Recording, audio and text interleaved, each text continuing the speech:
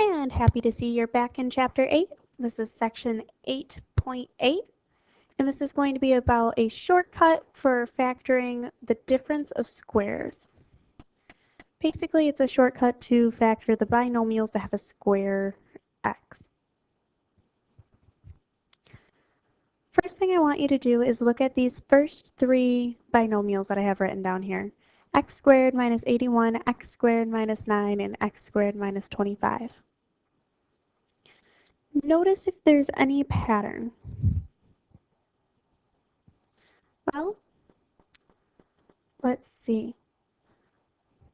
A and C are both perfect squares. X squared, and x squared are all squared. 81 is 9 squared. 9 is 3 squared. 25 is 5 squared.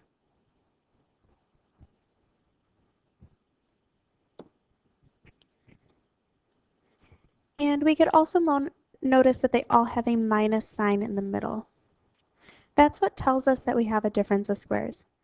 So if you see a binomial that both of the terms are a perfect square and there's a minus in the middle, then you can go ahead and use this shortcut.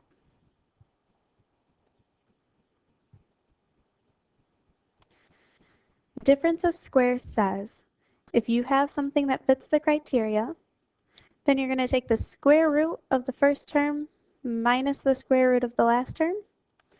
And then, of course, you can do the same, the square root of the first term only plus the square root of b, the square root of our last term. What would we actually do if we broke it down into steps? Well, step 1, factor out any greatest common factor if it's possible. If it's not possible, then you can go ahead and jump down to step 2. Step 2 is going to be determine the square root of A and C.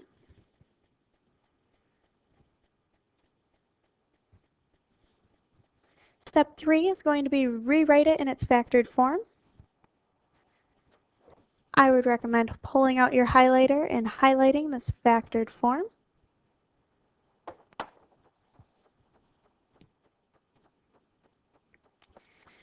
And then we just want to go ahead and check and see if either of those pieces can be factored again. If so, go ahead and do it. If not, then you're done. Simple enough, so let's go ahead and look at one of these for an example. Let's go ahead and look at number 2. If I look at number 2, I notice that it fits my pattern. 4x squared and 9 are both perfect squares. There's a minus in the middle. So what I'm going to do is go ahead and square root my 4x squared. When I square root that, I would get a 2x.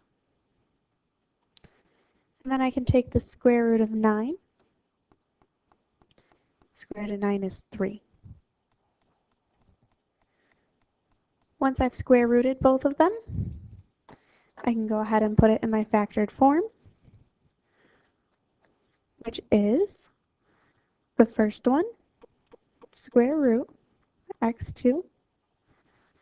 We're going to go ahead and do a plus the square root of our last one, which is 3. And then we can do the square root of our first one again, only this time minus the square root of our last one. Basically, that plus and minus are just making sure that that middle term cancel out. So we see an example here. Nothing overly big and complicated, and if you don't like this example, if you don't like this shortcut and it doesn't work for you, that's totally fine. You can do this with any of the other ways of factoring a trinomial that you did in the past. Just go ahead and write it as 4x squared plus 0x minus 9 if you want to factor it the regular way.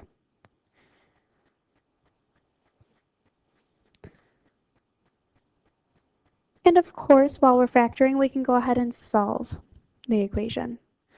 Our steps for solving the equation have not really changed. We want to make sure that we have it set equal to 0. We want to factor out any greatest common factor if it's a possibility. If we can't factor out a greatest common factor, then we're going to go on to our step 3. Just go ahead and factor it. Once you have it factored, set each of those factors or each of those parentheses equal to 0, and then solve it using your regular solving skills. Once you have answers, make sure you write them in set notation. Those are just those nice little curly brackets. Except for that curly bracket's a little backwards, but still nice little curly brackets. And last step, if you wanted to, you could go ahead and plug in and check those solutions, see if they worked.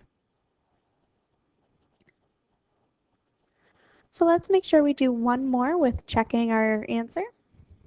Let's look at number 2 again, because even though it has a fraction in it, we can still say it's a perfect square. Because if we look, we have a 9 here. 9 is a perfect square. 16 is a perfect square, so we're just going to deal with them separately, and then we'll keep them on the respective top and bottom. So I've noticed that it is one of my difference of perfect squares. I can go ahead and, oops, that's not what I wanted. I can go ahead and find my square root of all of it. So the square root of x squared is equal to x. My square root of 9 is equal to 3. And my square root of 16, well, that equals 4. Now, all I'm going to do is just draw a nice little fraction bar through this to remember that those were a fraction.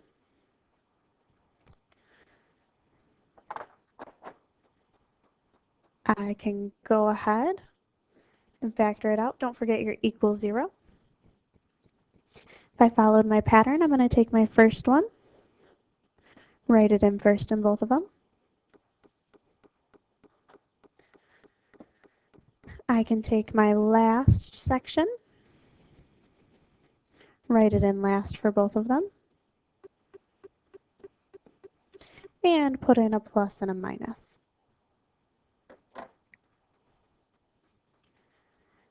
So I have that factored. It's set equal to 0. I can go ahead and set each of those factors equal to 0. So I'll have an x plus 3/4 equal to 0, and an x minus 3/4 equal to 0. Solve both of these by subtracting 3/4 on both sides for our first one. End up with x is equal to a negative 3/4. And of course I could add 3/4 on both sides for the second one. And I end up with x is equal to a positive 3/4. One last thing, make sure you do have that in your set notation. So I'm going to draw some curly brackets over here.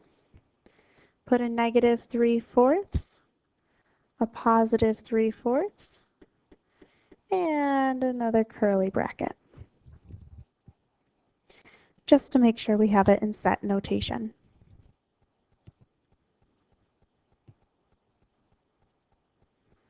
That's all I have for you on this shortcut.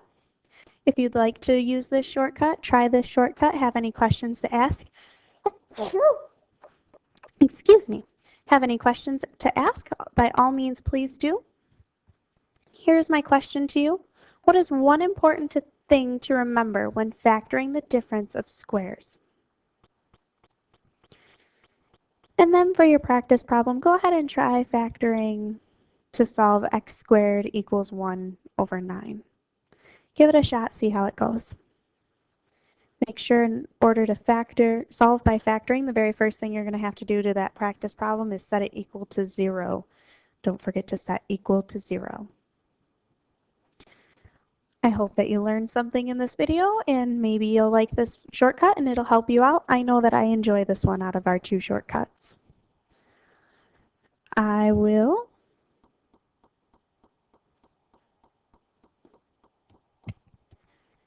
See you in class.